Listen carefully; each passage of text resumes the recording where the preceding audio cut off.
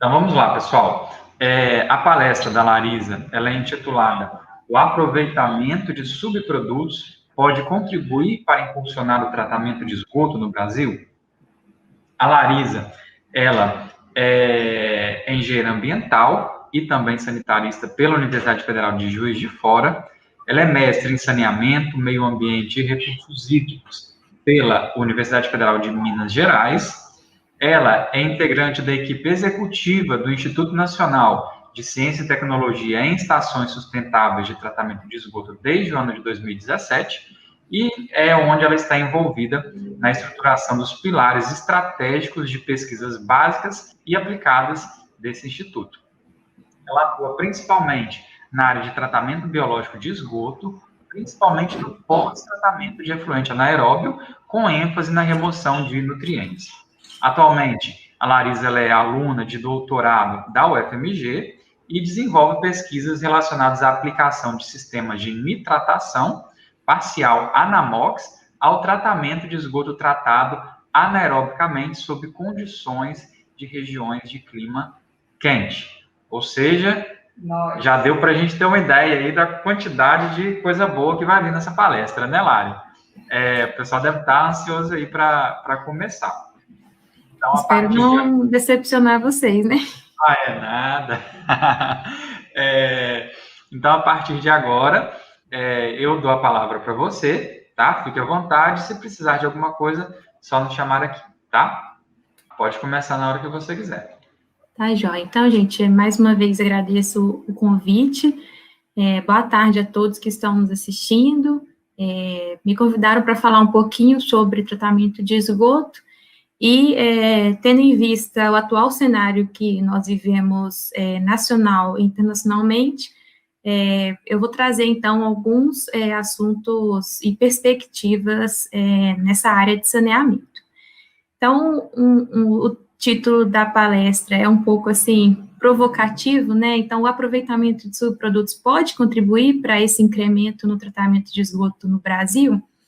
E aí, eu espero que quem está nos assistindo tenha essa resposta ao término da nossa conversa de hoje.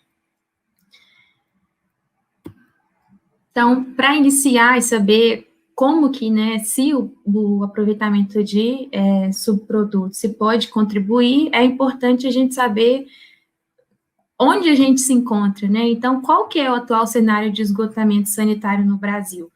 Porque depois que a gente vê onde a gente está, a gente vai conseguir pensar o que nós podemos fazer, né? O que ainda pode ser feito. Então, atualmente, a gente possui um elevado número de estações de tratamento de esgotos implantadas no Brasil, superior a 2.700 estações de tratamento de esgoto, né, as ETs. E aqui eu trago alguns dados da Agência Nacional de Águas, do Atlas Esgoto da ANA, de 2017. Então, a gente pode ver que, embora o índice de cobertura de esgoto no Brasil seja da ordem de 60%, um índice que a gente pode ver, né, que a gente pode achar que é um índice razoável, quando a gente olha no detalhe e vê se a população ela é servida adequadamente, ou seja, se ela possui, além da coleta de esgoto, também o tratamento de esgoto, essa cobertura, ela cai e vai para a ordem de 43% para sistemas coletivos e 12% no caso de soluções individuais. Então, sobram aí 45% da população que ou o esgoto não é coletado, sendo assim, também não é tratado, ou o esgoto, embora ele seja coletado, ele não é tratado. Esse cenário, ele muda um pouco se a gente pensar regionalmente. Então, embora o cenário nacional seja que 45% da população não é atendida por serviços adequados de esgotamento sanitário, se a gente avaliar isso regionalmente, a gente observa uma disparidade nesses números. Então, se, por um lado, essa condição ela é mais favorecida, né, na região sul, centro-oeste, sudeste, a gente tem aí um índice bastante inferior, de cerca de metade, né, do índice de atendimento da região sul, para a região norte, de cerca de 33% da população. Então, essas disparidades regionais indicam que a realidade ela tem que ser tratada de acordo com a individualidade da região. E, claro, né, priorizando o incremento, principalmente em regiões que ainda são escassas desse tipo de serviço. A maioria das estações de tratamento de esgoto, elas ainda, atualmente, possuem como principal foco a fase líquida, e o efluente tratado, ele em sua maioria, lançado em cursos d'água.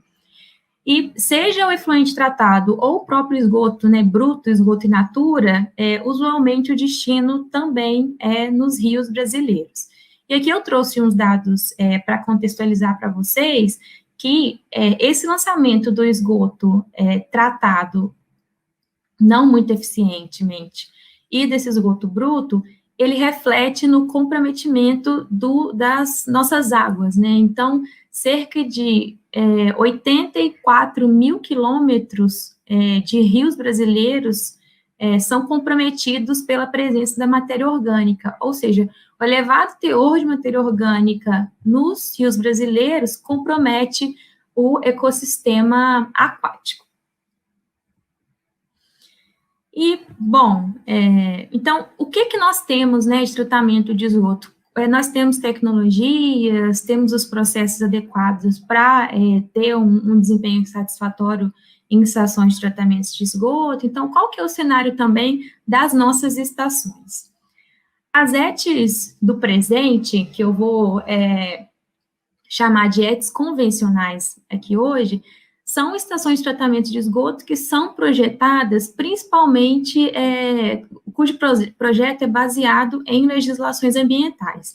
Então, as estações, elas são projetadas sob a perspectiva de dar um foco para a fase líquida. Então, é um projeto linear, no qual o efluente tratado, ele tem que atender os padrões de lançamento de um curso d'água, um corpo receptor. Se essas estações de tratamento de esgoto convencionais, se elas forem bem projetadas, bem construídas e bem operadas, nós conseguimos alcançar elevadas eficiências de remoção de matéria orgânica, nutrientes e patógenos, cumprindo, assim, o papel primordial, o principal foco, né, o principal objetivo de uma estação convencional, que é o controle da poluição da água. Todavia, a gente observa que a perspectiva do tratamento, talvez ela possa ser alterada. Então, hoje em dia, o esgoto, ele é tratado como um resíduo, e não temos essa percepção de retorno financeiro com o processo de tratamento de esgoto. Nós pagamos para que o lodo seja disposto em aterros, em lixões, ou até mesmo, né, inadequadamente, né, em rios.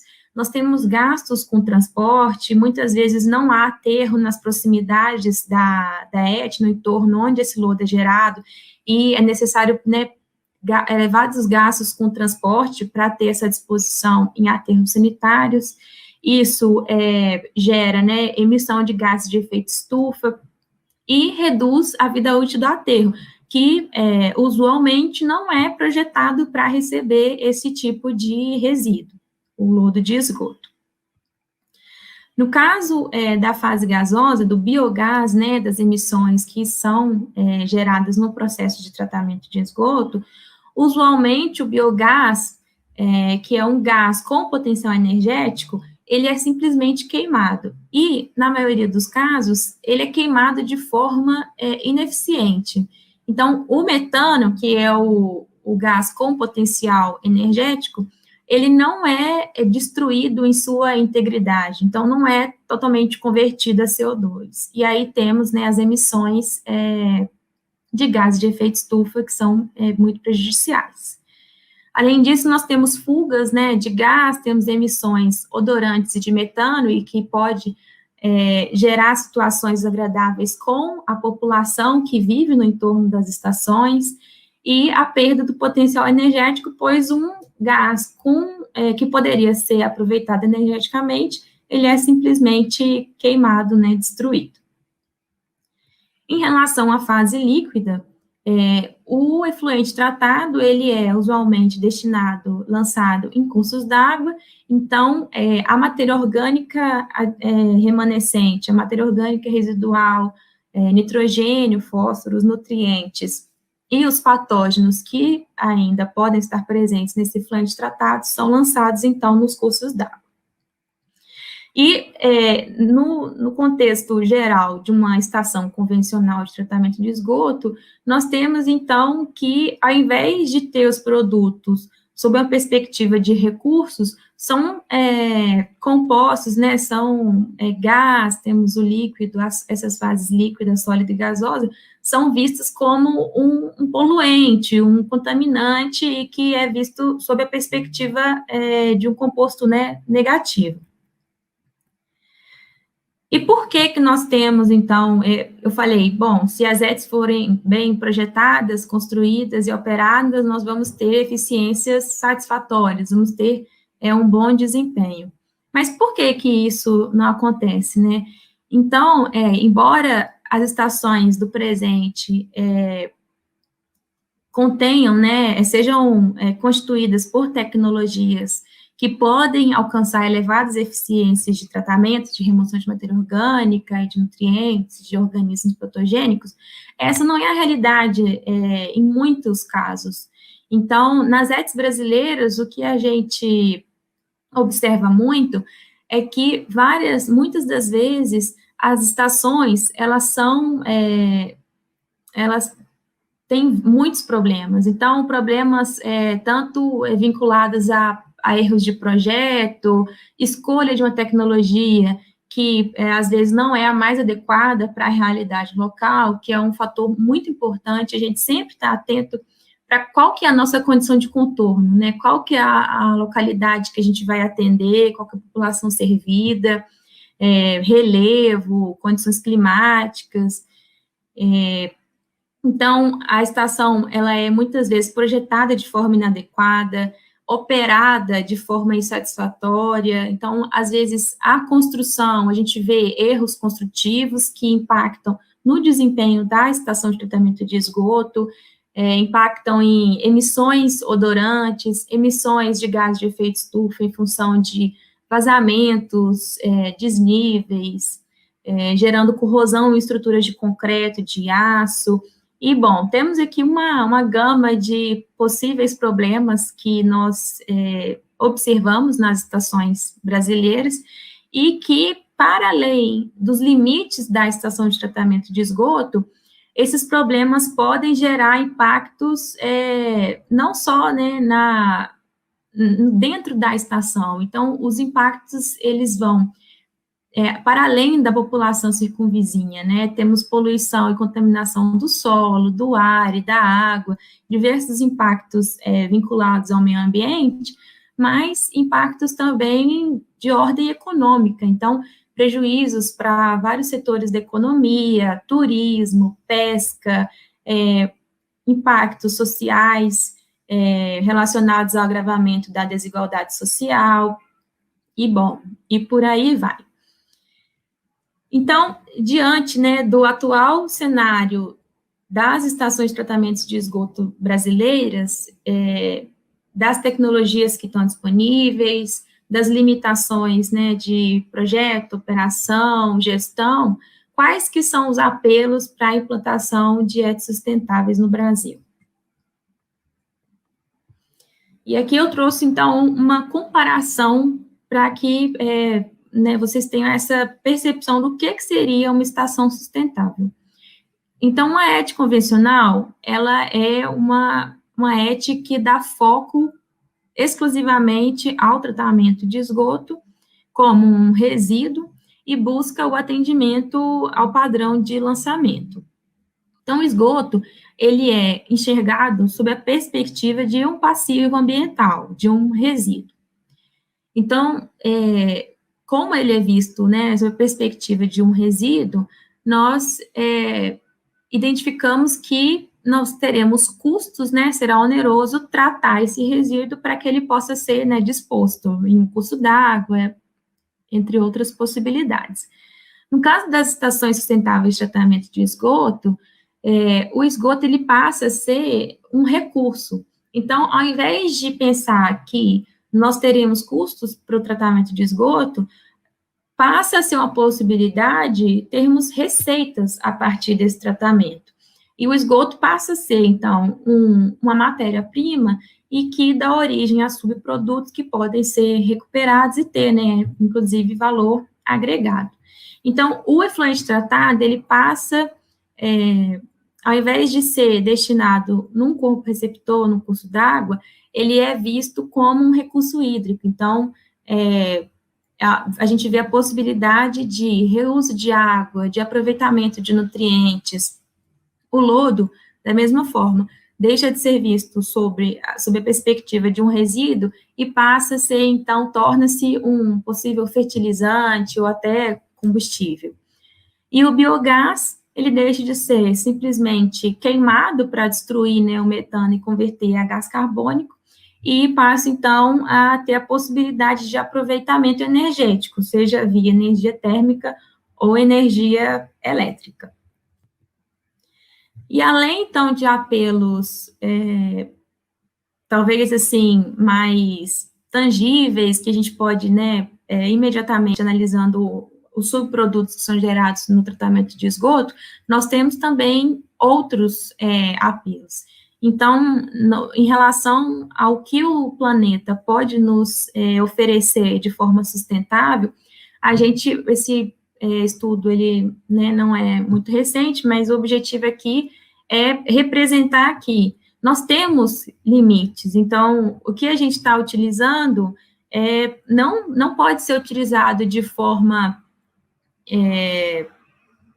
sem ter, né, a mínima consciência. Então, no caso, aqui eu identifiquei, né, as mudanças climáticas, ciclo do nitrogênio e ciclo do fósforo como aspectos com muita aderência ao tratamento de esgoto, e aí vocês podem observar que, no caso do nitrogênio, do ciclo do nitrogênio, do ciclo do fósforo, já a gente está muito além do que o planeta pode nos oferecer de forma sustentável, então, que seria, né, esse limite aqui com o círculo verde. E no caso do ciclo do fósforo, também já estamos aí alcançando o limite também. E isso, então, aponta que a gente precisa mudar a forma como nós agimos, né, atualmente. E o tratamento de esgoto é uma alternativa para a gente mitigar esses efeitos negativos, seja, né, em relação aos ciclos do nitrogênio, fósforo, ou mudanças climáticas e outros. Além, né, do apelo dos limites do nosso planeta, eu trouxe aqui também alguns objetivos de desenvolvimento sustentável que têm total aderência com também o setor, né, de saneamento, com o tratamento de esgoto.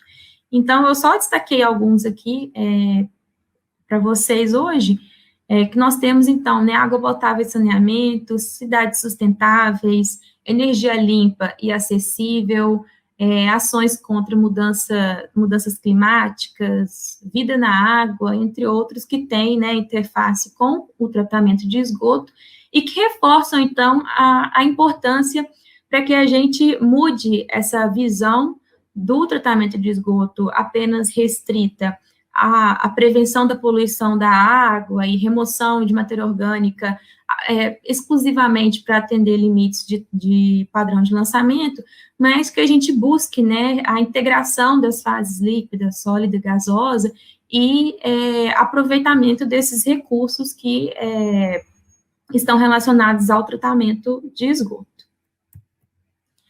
E para a gente pensar, né, como que eu posso aproveitar, então, esses subprodutos, o que consiste esses subprodutos, eu trouxe aqui, então, a composição do esgoto. Aqui, né, vocês podem observar que a gente tem um círculo, basicamente azul, mas, né, tem aqui uma linha que, por mais que vocês não consigam ver, mas está aqui, garanto para vocês que 0,1% está representado numa linha marronzinha. Então, isso é o esgoto tipicamente doméstico. é basicamente água, 99,9% de água, e 0,1% de sólidos, que representa, né, o teor de matéria orgânica e nutrientes relacionados. Então, é por causa desse 0,1% que a gente trata o esgoto doméstico. E esse teor de matéria orgânica, né, essa fonte de matéria orgânica, confere, então, ao esgoto a energia química e também nutrientes, em função, né, da fonte dessa matéria orgânica. Pensando numa via biológica de degradação anaeróbia desse esgoto, a gente tem, então, que a matéria orgânica, ela é assimilada, ela é degradada por micro-organismos e é convertida a nitrogênio, nós temos, então, a metano, e temos a produção celular do lodo, que consiste, então, em nutrientes, né, nitrogênio, fósforo e enxofre. Então, só para que a gente tenha em mente de onde que vem, então, a energia, de onde que vem os nutrientes. Nós temos, então, basicamente, energia, que é a fase gasosa do processo, e na fase líquida e sólida, nós temos, então, os nutrientes. E, sabendo, então, qual que é a característica do esgoto, a gente pode ver, a partir de alternativas de tratamento que encontram-se atualmente disponíveis, quais são os fluxogramas de tratamento que seriam, né, indicados e possíveis. Nos últimos 20 anos, a gente vem observando diversos estudos que buscam aumentar a eficiência do processo de tratamento de esgoto, visando a recuperação de água, energia e nutrientes.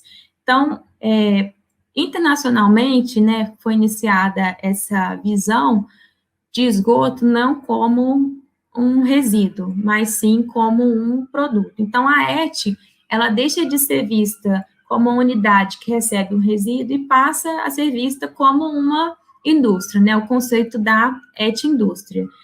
Então, o objetivo é importante, né, que a gente reduza custos do processo, minimize gastos energéticos, emissões de carbono e melhore a qualidade do efluente final.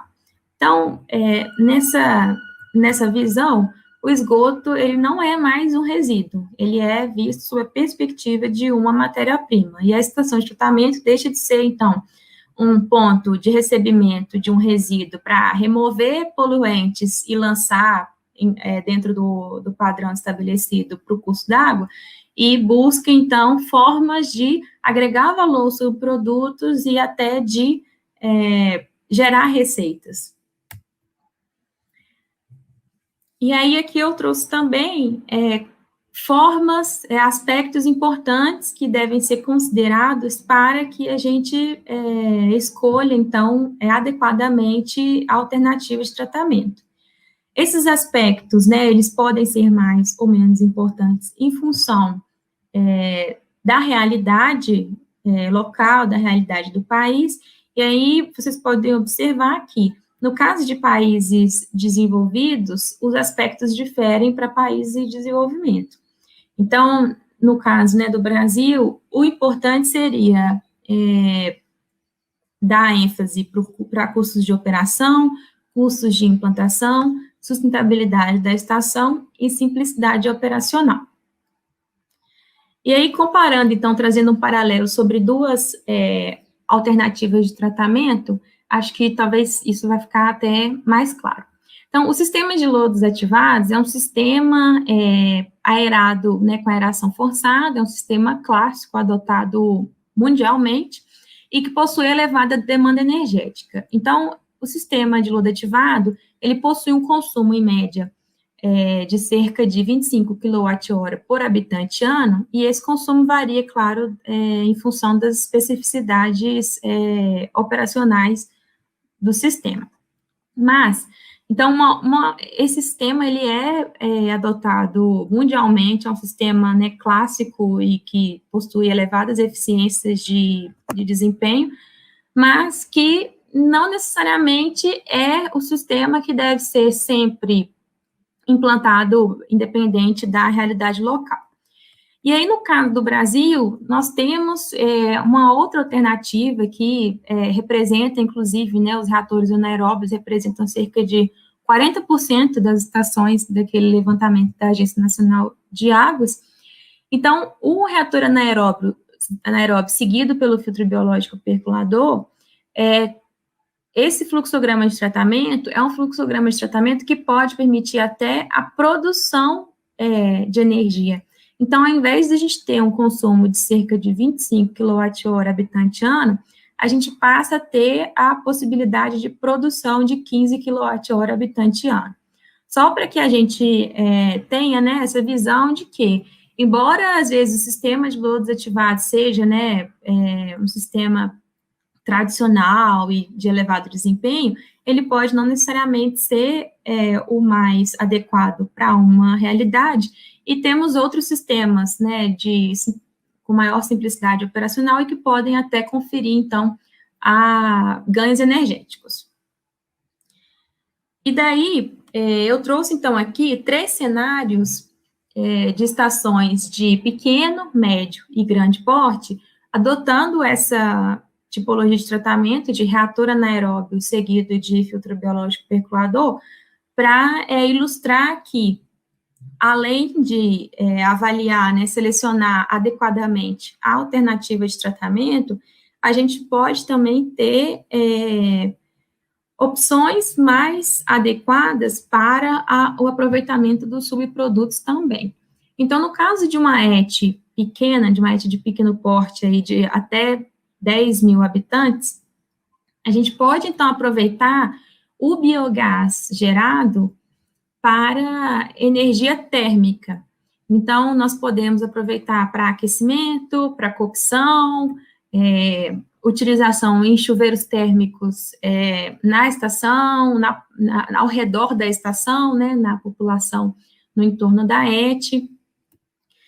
Para a fase sólida, né, para o lodo, após a higienização do lodo, nós podemos aproveitar em atividades, né, agrossilvopastoris, e no caso do efluente tratado, a gente pode aproveitar os nutrientes remanescentes no efluente tratado para que esse efluente também supra, né, necessidades de alguma cultura, ou o efluente tratado, atendendo o lançamento, atendendo a legislação, poderia ser lançado no corpo receptor também.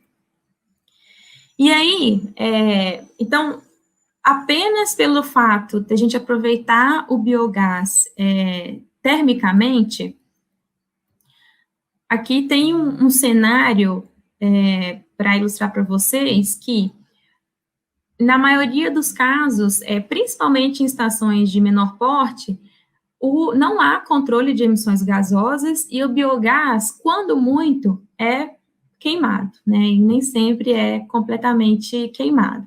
Então, nós temos uma pegada de carbono positiva.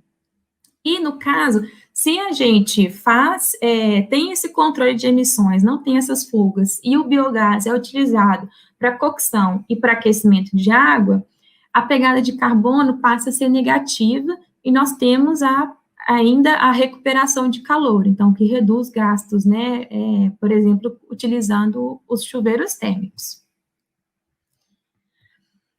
No caso de uma estação de tratamento de esgoto de médio porte, de 10 a 100 mil habitantes, à medida que o porte da estação vai aumentando, a gente tem outras possibilidades, né, que vão se tornando viáveis. Então, as possibilidades, né, o leque de opções de aproveitamento de subprodutos vai aumentando e o fluxograma de tratamento, né, vocês vão observando que vai ficando mais complexo. Então, se no início dos slides, quando eu apresentei a ET convencional, a gente tinha uma ilustração linear que nós observávamos, né, o esgoto, tratamento e lançamento no curso d'água, esse fluxograma, ele passa a ter, então, diversas conexões. Então, a fase líquida, de certa forma, pode estar conectada com a fase sólida, com a fase gasosa, e vai ficando, então, um fluxograma também mais circular, né, de fechamento de ciclos. Então, no caso de uma estação de médio porte, a energia, o gás, né, a fase gasosa, pode ser utilizado para energia térmica, para geração de energia térmica, e daí passa a ser, então, viável não só a utilização para cocção, para chuveiros térmicos. Essa energia térmica pode passar a ser utilizada para a higienização do lodo. Então, esse biogás, ele gera energia para um secador térmico de lodo, e esse lodo, ele pode, então, ser disposto para, né, a recuperação de áreas degradadas. Se esse lodo, né, ele tem esse volume reduzido, reduz também os gastos relacionados ao transporte, né, a emissão de gases de efeito estufa, e esse lodo, então, já higienizado, pode ser utilizado, tanto para recuperação de áreas degradadas, como para atividades agro-silvopastoris. E a fase líquida, né, assim como o fluxograma anterior, pode ser utilizada para atividades agro-silvopastoris ou para o lançamento no corpo receptor, que não seria a destinação prioritária, né.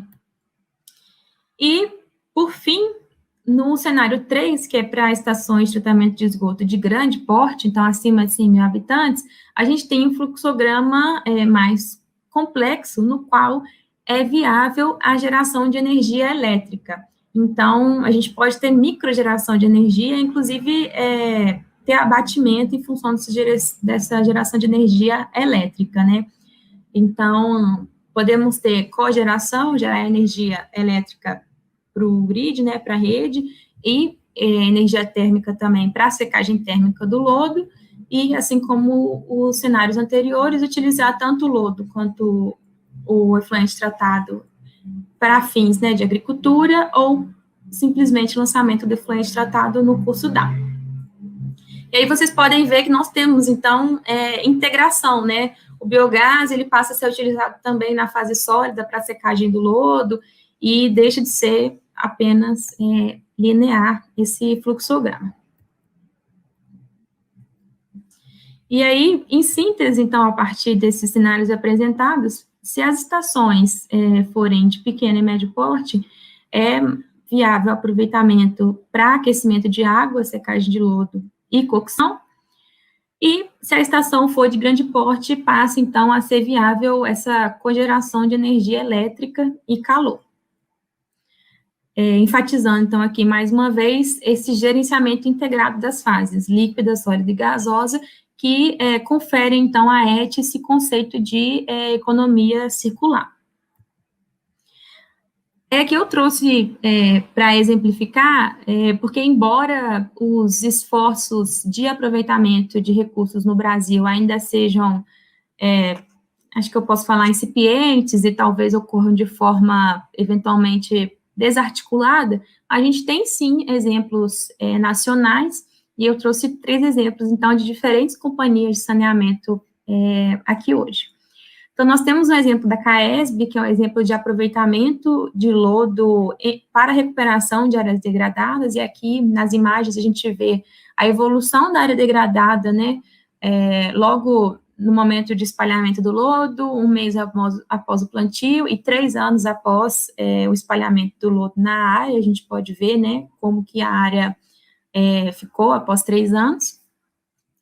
E 2 exemplos de fase gasosa, né, de biogás, um exemplo é da Companhia do Paraná, da Sanepar, que nós temos uma ET, a ET Ouro Verde, em Foz do Iguaçu, que é uma ET microgeradora de energia, então, que gera energia elétrica.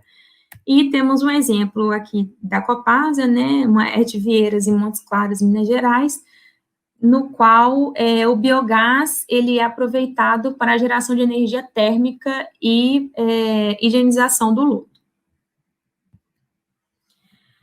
Então, eu apresentei aqui várias possibilidades e benefícios relacionados, né, à recuperação de recursos nas estações. Então, além de aproveitar, né, água, lodo, nutrientes, energia, a gente propicia o fechamento de ciclos do carbono, nitrogênio e fósforo, deixa de lançar esses compostos nos cursos d'água, a gente pode reduzir demanda por fertilizantes, reduzir poluição de águas subterrâneas, reduzir custos dos serviços de saneamento sanitário. Então, eventualmente, esse tratamento, essa avaliação integrada das fases líquida, sólida e gasosa de uma estação de tratamento de esgoto pode, sim, possibilitar esse incremento na cobertura por coleta e tratamento de esgoto. Mas, bom, então, a gente tem aqui, né, algumas questões. Essas possibilidades já são comprovadas, a gente tem benefícios para além de benefícios ambientais, a gente tem viabilidade econômica, tem aceitação pública, e, sim, né, para essas perguntas, a gente pode afirmar que a resposta para todas elas seria sim. Então, bom, se eu estou falando que tem tecnologia, que tem benefício para além, né, da área ambiental, se é viável economicamente, por que, então, que as nossas ETs ainda são convencionais e não temos apenas ETs sustentáveis em todo o Brasil?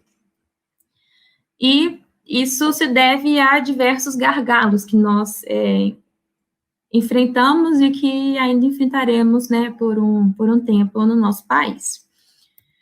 Então, a gente tem atraso de décadas no setor de esgotamento sanitário, as legislações ambientais ainda privilegiam o tratamento convencional de esgoto para enquadramento, né, e lançamento em cursos d'água, falta incentivos fiscais para recuperação e valoração de subprodutos das ETs, então, falta de estudos de viabilidade econômica, fornecedores de equipamentos apropriados para a realidade brasileira, disponibilização de conhecimento para os tomadores de decisão, visão dos tomadores de decisão sobre os benefícios das ETs sustentáveis, falta de conhecimento sobre a aceitação pública, e bom, por aí vai.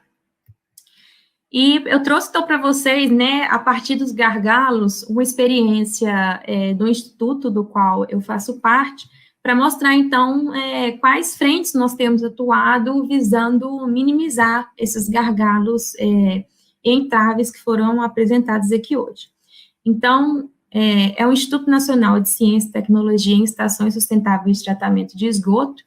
Esse instituto, ele foi, né, construído a partir de 5 pilares estratégicos, então, pilares que envolvem a nucleação de competências no setor de saneamento sanitário, formação de recursos humanos, realização de pesquisas básicas e aplicadas, que investiguem desde do esgoto que chega nas nossas ETs, até remoção de micropoluentes, emissões gasosas e subprodutos sólidos do lodo, gestão, capacitação e transmissão de conhecimento para o setor, e desenvolvimento de ferramentas para a tomada de decisão e aspectos legais. Então, esse instituto, ele é constituído por 7 instituições. Aqui nós temos o pesquisador, coordenador de cada instituição, e é sediado, então, na Universidade Federal de Minas Gerais, e possui como coordenador geral o professor Carlos Chernicharo. Nós temos, então, a participação da Universidade de Mato Grosso do Sul, o ISAE e FGV em Curitiba, USP, Rio de Janeiro, Pernambuco e Ceará. E uma coisa que acho que é importante ressaltar é que o INCT Sustentáveis é um instituto que possui parcerias com empresas e órgãos públicos. Então, as ações, elas são desenvolvidas para além dos muros da universidade. Então, temos parceria com instituições internacionais, mas também com empresas para desenvolvimento de equipamentos, de produtos aplicados à realidade brasileira, parceria com órgãos públicos também, né, para a gente, enfim, auxiliar na tomada de decisão. E aqui é uma síntese para aqui representar como que é abrangente, né, a atuação do Instituto. E uma síntese só para ilustrar quais são as contribuições do INCT para o setor de saneamento no Brasil. Então, se o aproveitamento de subprodutos pode impulsionar a cobertura, né, incrementar os serviços de saneamento no Brasil, quais contribuições a gente vem, né, então, dando para minimizar esse déficit de décadas que nós temos no setor. Então, enfim, são várias contribuições que envolvem, né, desde formação de instrutores, desenvolvimento de protótipos, elaboração de notas técnicas e livros, capacitação de profissionais, desenvolvimento de pesquisas, sensibilização de usuários, desenvolvimento de materiais com linguagem, né, adequada, que é para que a comunidade também consiga compreender, organização de eventos, né, com o cunho mais acadêmico, mas também visando, além, né, de trazer o tema de recuperação de recursos em estações sustentáveis de tratamento de esgoto, debater legislação, então, aspectos importantes para que a gente siga no desenvolvimento em legislações que, de fato, incentivem o aproveitamento de subprodutos e que não só busquem a prevenção da poluição da água. Participação em legislações, então, aqui eu trouxe 2 exemplos que o INCT pôde contribuir, que foi na revisão da CONAMA sobre o uso de lodo de esgoto em solo, e também na elaboração de uma deliberação normativa mineira que regule o uso de efluente tratado. E, bom, nossas ações, então, são divulgadas tanto em site, Instagram, Facebook, temos um canal no YouTube também, com diversos vídeos e materiais gerados a partir, né, do trabalho do Instituto, coletâneas de notas técnicas que abordam desde problemas como o papel higiênico e óleo de cozinha, até problemas como aproveitamento de metano dissolvido, né, coisas mais tecnológicas. Então, realização de fóruns técnicos com os materiais que nós divulgamos também, nós já realizamos fóruns técnicos, né, na Costa Rica, no Brasil, em Belo Horizonte, em Fortaleza, oficinas de capacitação também, abordando, escutando, né, os operadores das ETs, engenheiros, gestores, buscando verificar quais são os problemas e como que, né, quais são as soluções que poderiam ser adotadas, desenvolvimento de ferramentas, softwares e produtos, equipamentos aplicáveis à realidade brasileira, que sejam nacionais e que, né, acessíveis de baixo custo. E, bom, então é isso, né, eu trouxe o contexto onde que nós estamos e aqui é onde nós queremos e que eu acho que nós podemos chegar. São ETs que tenham esse conceito de economia circular, contribuindo para a formação de pessoal no setor de esgotamento sanitário, desenvolvimento de produtos com tecnologia nacional e de baixo custo para impulsionar o tratamento de esgoto no Brasil, e participação ativa na formulação de políticas públicas e discussão de critérios técnicos no setor de esgotamento sanitário. E, bom, é isso. Agradeço a atenção de todos e fico à disposição para eventuais dúvidas, discussões. Obrigada.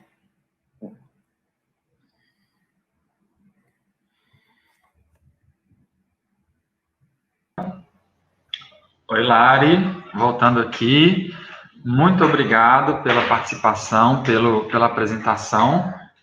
Eu adorei, né?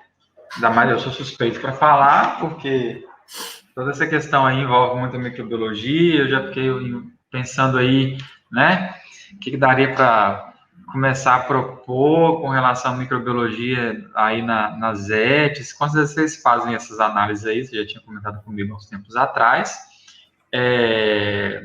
mas a gente vê o quão grande é esse assunto, né, esse tema da gente trabalhar, estudar e planejar essas estações, né? Então, não é à toa que existe o INCT, e você aí no seu doutorado, né, você deve estar fazendo só uma pontinha do iceberg para contribuir com esse mundo de informações que a gente tem, e ao longo da sua palestra aqui, o pessoal já foi jogando as perguntas aqui para a gente, tá? E aí já posso começar as perguntas? Ai, pode falar, vamos ver se a gente vai conseguir responder, né? Vamos lá. Então lá, a primeira delas. Como lidar com os corrosivos sulfetos do biogás? Acho que talvez ela deve estar pensando aí nas tubulações em questão de corrosão, né? A Cristiane. Então, o sulfeto, ele é um dos constituintes do biogás. Então, a gente tem majoritariamente o metano, que é esse gás, né, com potencial energético, mas também temos, sim, o sulfeto de hidrogênio, que é corrosivo, é um gás odorante, tem o famoso cheiro de ovo podre, né? E nós temos tecnologias, desde as mais simplificadas, as mais complexas, para essa remoção do sulfeto de hidrogênio do biogás. Então, inclusive, aqui na UFMG, a gente tem pesquisas de sistemas simplificados de biofiltração para oxidação do sulfeto, e daí, bom, temos tecnologias de dessorção do gás da fase líquida para posterior tratamento, mas o sulfeto, sim, ele tem que ser dessolvido da fase líquida ou removido do biogás, e aí a gente tem, usualmente, a gente adota a via biológica de oxidação. Mas tem que ter essa unidade de dessulfurização do biogás, porque senão, além de ter, né, esse odor ofensivo, ele também promove, né, a corrosão, então, eventualmente, pode prejudicar turbinas de geração de energia, então, precisa dessa unidade, sim, de tratamento, né, de dessulfuração. Sim, maravilha. Acho que respondeu bem, com louvor aí a Cristiane. Vamos lá, para o próximo. Agora, a Joana Ferreira. Acho que a primeira pergunta que a Joana faz aqui no evento. Ela pergunta o seguinte: o lodo que é gerado na ET, que sai das prensas, ele pode ser aproveitado para fazer tijolos para construções ou outras coisas? Então, assim, o meu conhecimento de aproveitamento de lodo, quem é o especialista de lodo aqui é o Lucas, tá, Edmo? Mas eu vou usar aqui, então. Bom, o lodo, ele pode ser aproveitado para recuperação de áreas degradadas, para atividades agro-silvopastoris, e já tem, né, então, legislação vigente para regular esse uso. Para construção, eu não saberia precisar, não, sabe? Agora, com certeza, né, além de ter característica de material agregado, né, para construção civil, é importante garantir a higienização desse material também, então não ter esses organismos patogênicos presentes também. Mas se tem uma legislação, essa parte de engenharia civil, eu vou ficar devendo. De fato, a nossa principal atuação é aproveitamento dos recursos do lodo, né? Então, nutrientes, para você minimizar a demanda para o fertilizante, que é uma forma que você aproveita mais o que está ali, né? Os componentes do biossólido. E o bacana também, né, Lari, que nessa perspectiva amplia as possibilidades. É necessário, sem dúvida, identificar o que gera maior demanda, maior benefício de maneira integrada, né, econômica, social e ambiental. Talvez como vai depender também do tipo de tijolos, né, se for estrutural, se não for estrutural, porque como tem o aquecimento no preparo desses tijolos, reduz um pouco dos riscos, tem que ver como é que é o manejo prévio, vamos dizer assim, para a construção dessa massa, mas aí depois vai ter o aquecimento, então reduz os riscos biológicos, né, desse produto final, mas como você fala, tem que ver, e eu gostei dos desafios que você colocou, porque a maior parte dos desafios está em nós, né? Está na nossa realidade, na nossa condição de atraso mesmo, e a importância de discutir essas questões, porque se não houver um diálogo para a gente avançar, para haver uma maior propagação desse conhecimento, uma cobrança por isso, porque os benefícios são claros. A gente, quando começa a entender um pouco mais sobre as questões da relação de saneamento, saúde e sustentabilidade, inclusive, a gente fica inquieto como é que a gente pode estar parado, né, nesse processo, politicamente falando. A academia ainda fica muito longe da população, que tem força e voz para, né, a gente se dobra ainda muito ao que a política enxerga que saneamento não traz voto, e, por consequência, a gente vai ficando cada vez mais pagando o preço, porque a gente sabe o quanto o preço é alto por não termos esse saneamento em todos os âmbitos, né? Na questão da água, do esgoto, dos resíduos sólidos, etc. Então, trazer esse diálogo aqui eu achei riquíssimo e acho importante demais gerar esses insights para que seja possível questionar. Se a gente tem, como você diz, não é um problema, não é um resíduo, ele é um subproduto, a gente pode considerar assim, né? Um subproduto que vai servir como entrada em outros processos, né? E é indispensável colocar em pauta essa questão, é muito importante mesmo. Isso aí. E, bom, então, eu até já visitei estações que utilizam, sabe, o lodo para constituir esse tijolo ecológico. Mas a questão é que, pensando em complexidade do problema, às vezes, dependendo da vocação do local, às vezes você tem muita área, né, degradada ou muita área agricultável, então, simplesmente o espalhamento do lodo. Então, às vezes, essas alternativas são alternativas das mais básicas, né, que às vezes a gente tem que buscar priorizar as que estão, ao invés de, né, ter uma outra série produtiva, né, para a produção, por exemplo, de tijolo, às vezes você tem uma área ali do lado da este que está precisando do lodo e você está, né, às vezes priorizando outros fins mais complexos. Então, é o que eu mencionei, né, é importante a gente olhar a realidade local. Então, a vocação da localidade, se é uma região, né, que tem muitas atividades agrícolas ou atividade de mineração, enfim, porque não é simplesmente falar, essa é a melhor tecnologia de tratamento, vou usar o biogás só para isso, tem que remover o sulfeto dessa forma. Então, cada estação vai ter a sua melhor configuração, e analisando o todo, né, a aceitação da comunidade em relação à tecnologia. Então, às vezes é uma comunidade pequena e você quer colocar uma tecnologia super complexa, então, e tem uma comunidade logo ali ao lado da estação. Então, envolver também, né, os usuários, a população circunvizinha, e, enfim, são infinitas aqui coisas que a gente tem que levar em conta, que realmente torna algo complexo, né, que não tem como a gente ter uma receita de bolo para qualquer local.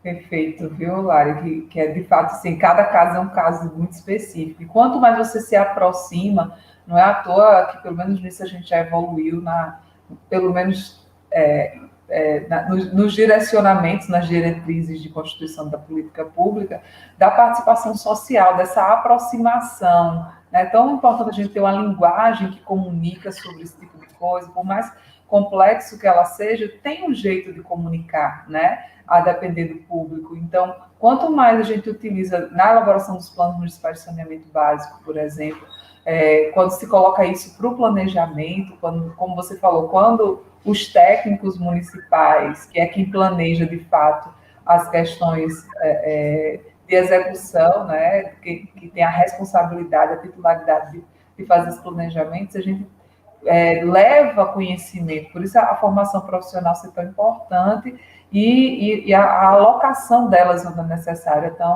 tão específica, né? Porque se leva esse conhecimento e traz esse debate e esclarece, elucida a importância, o que isso pode transformar de benefício, tudo vai começar a ter um fluxo, né? Vai fluir muito melhor. E aí, sem dúvida, vai depender muito da característica de cada região, das proximidades daquela ET, até para ver uma viabilidade melhor, né? Para você não acrescentar, por exemplo, um transporte desse lodo para um ponto muito distante e acrescentar consumo energético aí desnecessário, né? Então, é sensacional essa sua fala, complementando essa perspectiva, muito bom. E está aqui cheio de perguntas, eu empolgada, querendo discutir também. Então, vamos lá. Antes de eu continuar com as perguntas, o pessoal mandou, deixa eu fazer uma minha. Porque eu comecei a pensar desde quando eu vi a pergunta da Cristiane aí, ela perguntando sobre os sulfetos, né? Você sabe se existe alguma forma de tratamento, durante o tratamento, né? De inibir a atividade de bactérias redutoras de sulfato, justamente para a gente já prevenir na fonte a redução, prevenir que ele seja gerado, né? No caso, os sulfetos. Isso é difícil, né? Bom, o biogás, ele é gerado a partir de uma via de degradação biológica anaeróbia. Então, sob condições de ausência de oxigênio, e na presença, né, dos compostos sulfurosos, do sulfato, a gente vai ter essa redução, ainda que tenha essa competição entre a matéria orgânica também. Mas, inevitavelmente, o sulfeto vai ser gerado. Então, é uma caixinha onde você tem o biogás, mas você vai gerar também o sulfeto. E o que acontece? O sulfeto, ele tem uma solubilidade mais elevada do que o metano. Então, no biogás, você tem muito mais metano do que sulfeto. E na fase líquida, você tem um pouquinho de metano e tem um pouquinho de sulfeto também. Então, a gente consegue concentrar mais o metano no biogás, mas vai ter esse desprendimento de sulfeto, porque é um processo biológico. Então, seria muito complexo alcançar um grupo específico de bactéria, sabe, Edmo? E aí isso traria complexidade operacional, mesmo se fosse possível, traria uma complexidade operacional para uma tecnologia que o coração da tecnologia é ser um sistema simples, robusto e adequado para a realidade brasileira. Então, tem muitas tecnologias de remoção do sulfeto que são simples, né, como a biofiltração, por exemplo, que a gente tem essa oxidação biológica de sulfeto. Mas, de fato, remover é complicado. O que tem impedir a formação, né? Já tem estudos também que tem a aplicação de ar no reator. Então, em zonas superiores do reator anaeróbio, você faz a microenação para oxidar o sulfeto, e aí você pode reduzir o sulfeto, a concentração presente no biogás. Mas aí, por outro lado, você dilui o biogás, porque você está dosando o ar, sabe? Então, pensando assim, em simplicidade operacional, acho que o caminho seria mais produzir o sulfeto, operar bem o reator para produzir muito biogás, sabe, com o sulfeto, e fazer o tratamento, né, numa unidade subsequente. Bom, a minha opinião, né? Sim, pois é, já percebi que não vai rolar, não dá certo.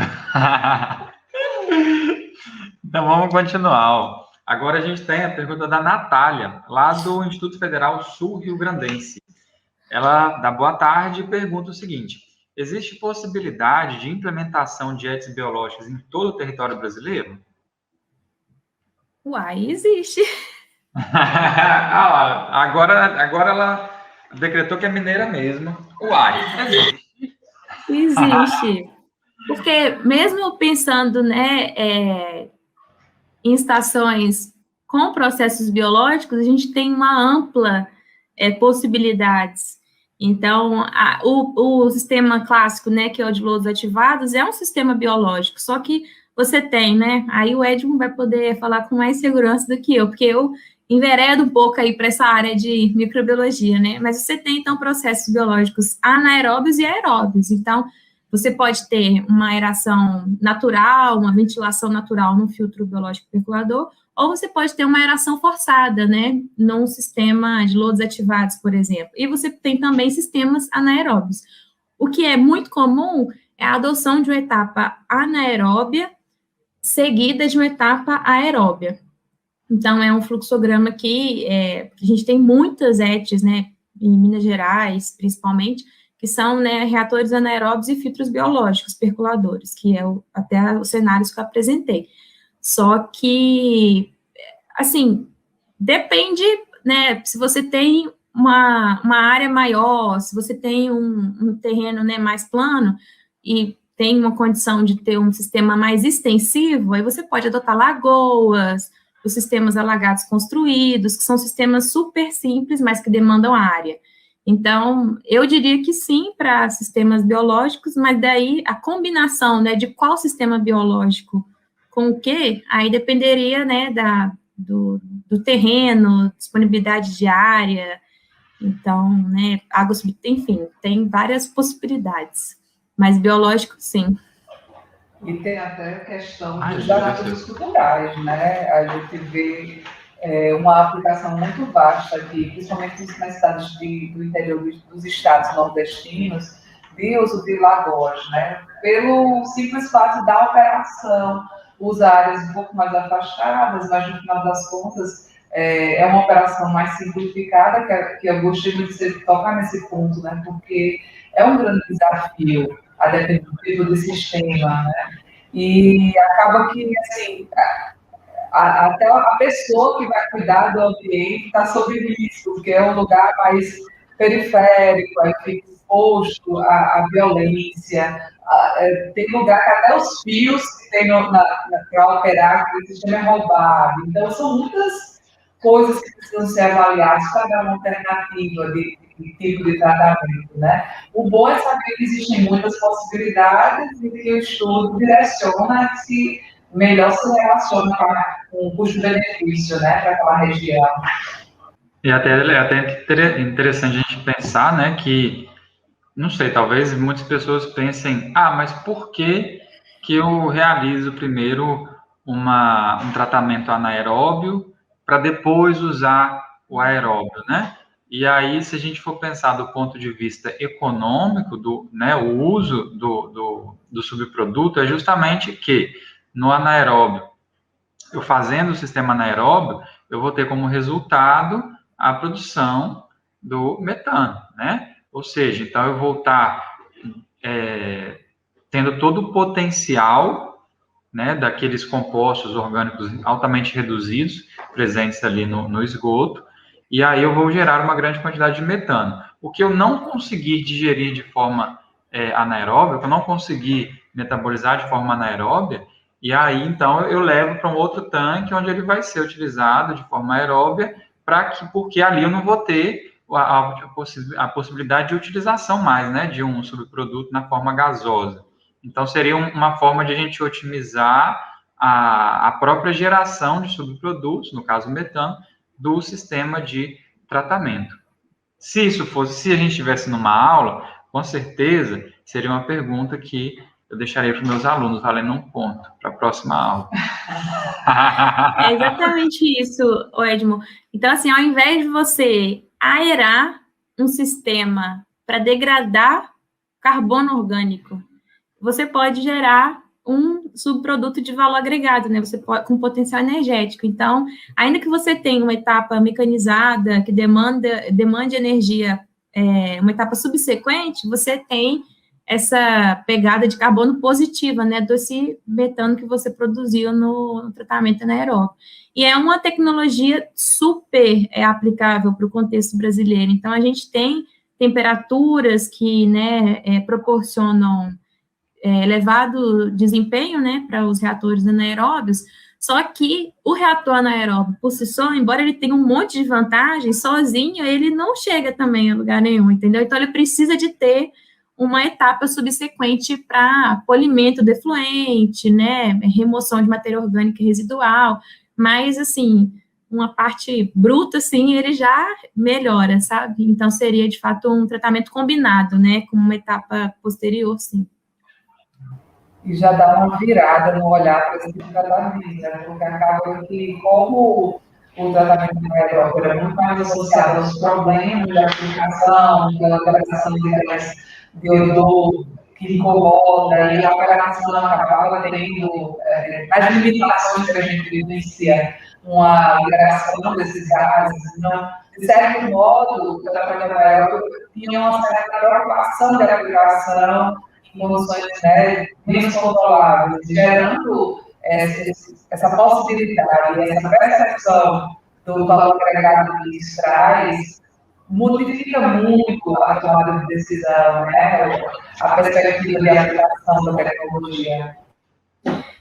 Mas eu falaria que ainda tem caminhos a percorrer, sabe? Embora as vantagens, elas saltem, né, aos olhos, assim, com a produção do metano, a possibilidade de aproveitamento energético, a gente ainda tem, assim, no cenário brasileiro, ainda carece melhorar a formação de pessoal, melhorar acompanhamento de projeto, de construção. Então, qual que é a principal desvantagem do tratamento anaeróbio, né? Você pode ter emissões odorantes, e aí, se você tiver uma população, né, que resida nas proximidades da estação, vai incomodar. Então, muitas estações anaeróbias têm esse tipo de impacto negativo, né, e até não aceita, a população não aceita, porque fala, mas fede, quem vai querer morar aqui?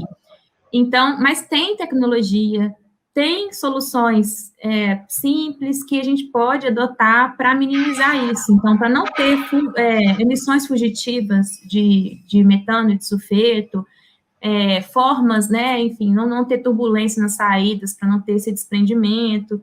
Então, são soluções que, tecnicamente, elas já foram comprovadas e estão disponíveis. E até é nessa linha que o INCT atua muito. Então, faz oficinas de capacitação, fóruns técnicos com os operadores, com os projetistas, para que consiga acabar com esses problemas que a gente sabe. Se fosse um problema que a gente ainda não conhece, né, a solução, tudo bem, agora já tem material na literatura, já está disponível gratuitamente, sabe como resolver. Então, acho que um principal ponto é a formação de recurso humano mesmo, para evitar tantos problemas, né, de gestão e operação que a gente vê nas ETs que a gente visita. Pergunta da Adelaide, aqui, nossa estudante da licenciatura em Química. O lodo ativado facilita a remoção talvez a diminuição, né, da DBO com maior eficiência? Bom, assim, como eu falei, né, o sistema de lodo ativado é um sistema clássico e adotado mundialmente, né, há décadas, e alcança eficiências muito elevadas de remoção de matéria orgânica. O grande ponto essa é a alternativa que é mais adequada para a nossa realidade? Talvez não seja. Então, é um sistema que tem complexidade operacional, mas, eventualmente, se você reside num local que os padrões de lançamento são super restritivos e você precisa de remover toda a matéria orgânica, ok, pode ser. Mas, se você está num local que, eventualmente, você pode utilizar esse efluente tratado em atividade agressivo-pastoris, por que remover tanta matéria orgânica? Então, eventualmente, você vai fazer uma disposição no solo, e daí depende do fim, né, que você vai dar para esse efluente tratado. Então, se você tiver o reator anaeróbio seguido de outra unidade de tratamento, você pode produzir o biogás, aproveitar, né, energeticamente esse subproduto, e ainda assim ter uma unidade posterior para ter eficiências maiores, né, de remoção de matéria orgânica. Mas o de lodos ativados é conhecido na literatura, né, como um sistema de elevada eficiência. Lá na UFRN, a gente tem uma área do próprio campus que é lodos ativados, e é muito complexo a operação, né? O monitoramento inclusive, da questão da quantidade de oxigênio que está dissolvido ali, o gasto energético que é acionado, são muitos desafios. E se um dos nossos grandes problemas é essa questão da operação, né? O desafio de fato, conseguir viabilizar uma operação confortável para os nossos padrões, sem dúvida, é importante levar em consideração essas questões. E o gasto energético aí como um fator muito importante. Como você disse, se você antes produz e deixa mais positivo, né, a questão do carbono, ok, mas se você está ali expondo um custo adicional e não enxerga a utilização posterior, né, vai até dialogar com a nossa próxima palestra, que é sobre o reuso, né, desse esgoto tratado. Tanta riqueza e quantos benefícios a gente tem nessa perspectiva, por que a gente vai gastar tanto esforço tratando? A gente tinha muito uma preocupação de remoção pela destinação que a gente costuma dar aos corpos hídricos, mas se a gente modifica esse fluxograma, vamos dizer assim, tudo se altera, né? A análise é outra. Então, sem dúvida, é importante levar isso para a pauta, né? Eventualmente, para o Brasil mesmo, pode ser importante ter um fluxograma que tenha eficiências elevadíssimas de remoção de diferentes compostos, porque às vezes você quer um aproveitamento para fins industriais, e aí tem, né, um padrão super restritivo para esse aproveitamento, mas, né, como eu falei, é uma possibilidade. Então, acho que tem mercado, assim, para várias coisas, né? Então, é uma possibilidade, mas eu diria que não é a maioria, né, do que a gente precisa para o nosso país. Vamos lá, tivemos só um comentário aqui, não foi uma pergunta, mas é algo a se pensar, né?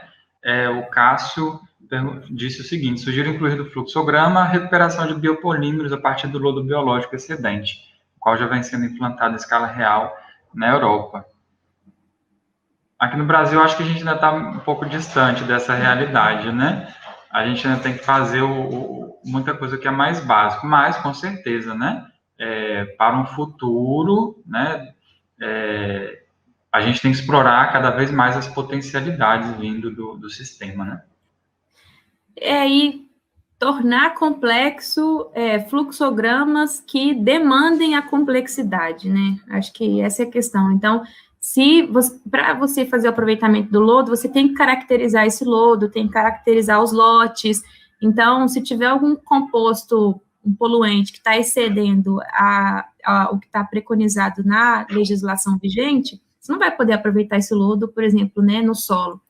Então, acho que é só importante a gente fazer um paralelo que na Europa a situação é muito diferente do Brasil, né? Inclusive, a caracterização do esgoto, né, lá é muito diferente. Então, no Brasil, a gente ainda tem muita infiltração de água de chuva, a gente tem um esgoto bem mais diluído, e esse tipo de recuperação é mais complicado quando a gente tem um esgoto mais diluído, né?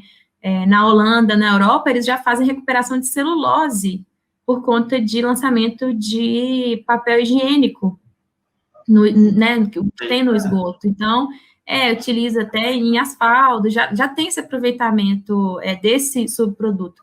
Mas no Brasil, a gente não tem papel higiênico no esgoto, porque se todo mundo começar a lançar papel higiênico, vai entupir a rede de todo mundo e não desce, sabe? Então, é uma realidade muito diferente, né? O esgoto na Europa não é equivalente, né, ao esgoto no Brasil. Então, tipos de detergentes, tipos de produtos de limpeza, lançamento de papel higiênico, é diferente, mas claro, se for até eventualmente uma ET que receba um efluente industrial que contribua, enfim, aí poderia ter uma outra alternativa. O que eu acho que é importante é que a gente não tente tornar complexo algo que eventualmente pode não ser necessário e que talvez não venha a ter viabilidade econômica, né? Porque por recuperar não seria o caso, né? Então, acho que tem que fazer as continhas, né? O que é mais vantajoso pensando na realidade local.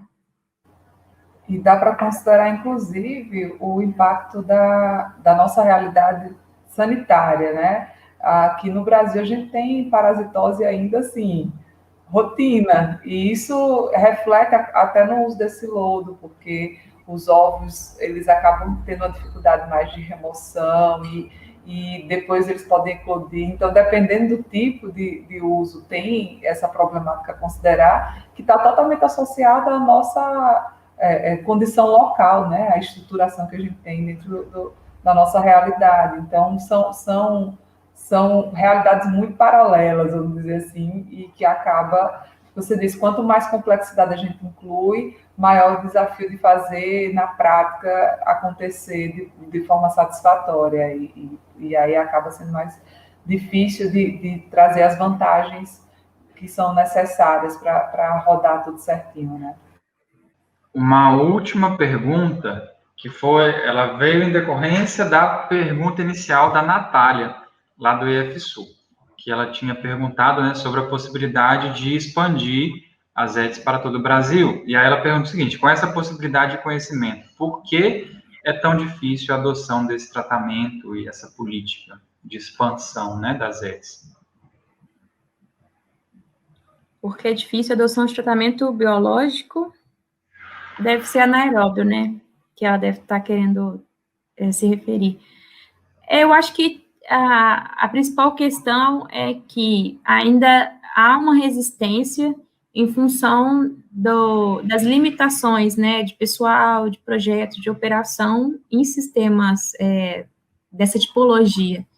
Então, não acho, né, que seja... Não é que é difícil a adoção desse tratamento, é que acho que a gente tem que ir rompendo barreiras, sabe? Então, tem sido feito um grande trabalho para que a gente tenha, né, tecnologias nacionais e que a gente pare de ficar só importando coisas que a Europa faz e a gente faça igual, porque nossa realidade é outra. Então, não adianta, a gente tem que, né, pegar o bonde lá e tentar aproveitar o que cabe, né, para a nossa realidade. Então, acho que a principal questão é que você vê um exemplo ruim, você vê uma ET que, né, tem odor e que tem, né, o guarda-corpo está corroído, então tem corrosão. A ET, você chega lá, tá um cheiro danado de ovo podre. Então, isso cria uma resistência, né, tanto para quem opera, para quem trabalha, para quem passa nas proximidades da estação, mas eu acho que é algo que vem sendo construído, sabe, como resolver esses tipos de problemas, e eu falo pelo grupo, né, do INCT, que é o que a gente vem trabalhando nos últimos 4, 5 anos, a gente tem solução, só que demanda que as ETs sejam bem projetadas, bem construídas, bem operadas, porque, veja, então, às vezes a gente vê que no projeto está ok, mas na hora que vai executar, que vai construir, está desnivelado. Então, onde é para você coletar o biogás, nem gera o biogás. Então, são tantos problemas que tem que ter uma conversa, sabe? Então, não é só simplesmente de forma independente você ter o projeto, a construção, a operação. Então, você tem que ter esse diálogo e para que tudo funcione de forma adequada, né? Não simplesmente a ET seja construída, mas que ela seja bem construída e bem operada, bem gerida. Acho que, principalmente por conta de recurso humano, eu diria, sabe? Que talvez seria, né, uma das maiores limitações. Por isso que a gente vem atuando, então, em oficinas de capacitação, escutar qual que é a dificuldade, tornar, às vezes, né, uma rotina mais simplificada, mais que atenda, soluções simplificadas, né, para problemas que a gente, né, que são de rotina, que são recorrentes, mas solução tem, só que a gente tem que ir passo a passo, né, para poder, né, alcançar e impulsionar o setor de tratamento de esgoto. E cada um que está aqui, né, já sai com essa responsabilidade de se aprofundar, de entender melhor, de conhecer melhor e difundir essas possibilidades, de colocar em pauta na conversa familiar, para que isso saia da academia e comece a ter outra perspectiva pela população. Participar por exemplo, na sua região vai ter alguma mobilização social, alguma audiência pública para tratar sobre essas questões, a gente tem essa responsabilidade. A gente está adquirindo conhecimento, mas que não pode ficar, se eu for atuar, né? Você precisa ser uma semente que vai difundir essas informações, porque, como você falou, está basicamente impactado pelo nosso contexto. E esse nosso contexto, a transformação é feita pelas pessoas, né? Por isso que diz, primeiro muda as pessoas para depois mudar a realidade.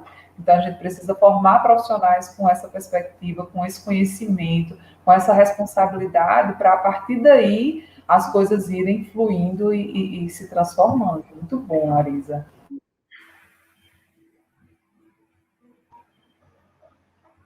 Então, agora as perguntas finalizaram. Não temos mais. E aí, Lari, te agradeço muito, muito, muito, pessoal, aqui pelos comentários, né? Vou postar aí alguns para você ver. Pelos comentários, o pessoal gostou demais dos trabalhos, ó. Muito bom. E nem todo mundo fez pergunta, acredito eu, porque acabou que todo mundo entendeu muito bem o que você falou para gente agora de tarde, né? Tenho certeza disso. Então, em nome aqui do IFCE Camusim, eu te agradeço pela participação, por trazer os seus conhecimentos para serem compartilhados aqui à tarde com a gente. Foi muito produtivo e espero poder contar com você em outras oportunidades também. E venha nos visitar, conhecer Camusim. Pode deixar, Edmo. Eu que agradeço, né, o convite, poder estar apresentando, né, o que nós temos trabalhado, que nós temos desenvolvido. Foi um prazer, né, aceitar o convite que veio do Edmo, né, que é uma pessoa que eu já acompanho aí desde, nem sei, dos idos 2000 e... Não pode falar, né, Edmo? 2000 alguma coisa. Mas, então, foi muito gratificante receber o convite, Edmo.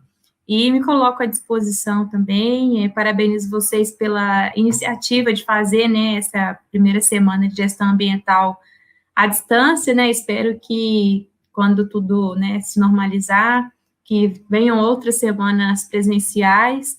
E a visita a Camusim está agendada. Quanto eu não sei não, entendeu? Mas pode deixar que a gente vai tornar um jeito de viabilizar isso no mundo pós-pandemia. Obrigada.